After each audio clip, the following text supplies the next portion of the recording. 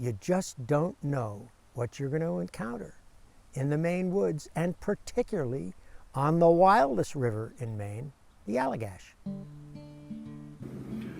The river is so remote that it's been said that when people are on the water, they are so far in the Maine woods that no matter which way they head, they're on the way to town.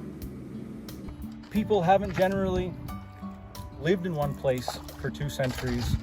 Certainly not a place that reminds us how close we are to nature and the natural world and what came before not only humans, but certainly before European colonization, which we also need to be very mindful of, that there were people here before us.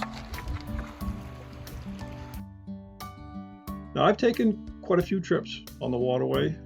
My favorite part is the river section. You know, that twists and turns and goes down towards the St. John River. It just gurgles over rocks, just constantly moving and making noises. It's alive. Usually every trip there's at least one thunderstorm, as I remember anyway, and some of them are pretty intimidating. One time I was with a friend who'd never been on the river before, and the wind was coming, but it was a storm in the making, and therefore the wind was out of the south, and that means it's blowing with the current.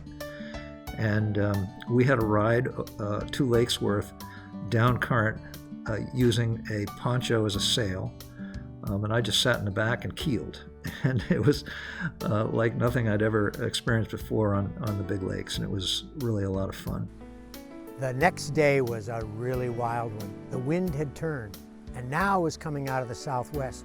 We whipped up the shore of Eagle Lake, stopped to see the locomotives, and as we were leaving the shore, decided with such a nice southwest breeze, it would be a great idea to put up a sail. And of course, we had a good sail. We had a 10 by 12 foot tarp, and we set the entire thing up as a sail between 2 canoes that thankfully were not lashed together. Because as we crossed Eagle Lake, we must have been doing about 10 knots, and we figured for sure we'd swamp in the middle of the lake, so we let the whole thing go and had a good laugh. The other thing that I think about in terms of my own trip with the really fun group of students and leaders is laughter. We got through some uncomfortable situations by doing a lot of laughing. And at this narrow part, we just immediately turn around this bend and happen upon this mother moose who is halfway across, and she is, up to her chest in the water, munching her way along the river. You could see the individual blades of grass in her mouth as she chewed and chewed. And it was by far the closest I've ever been to an animal that big or that majestic. We saw a spectacular, beautiful red sunset, and then after that, beautiful black starry skies. No sounds, just silence.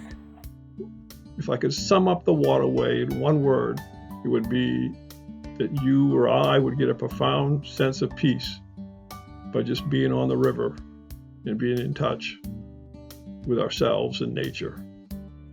I hope that while we celebrate the National Wild Scenic River designation, we also continue to find a common way and common ground to save the river from a future none of us want to see.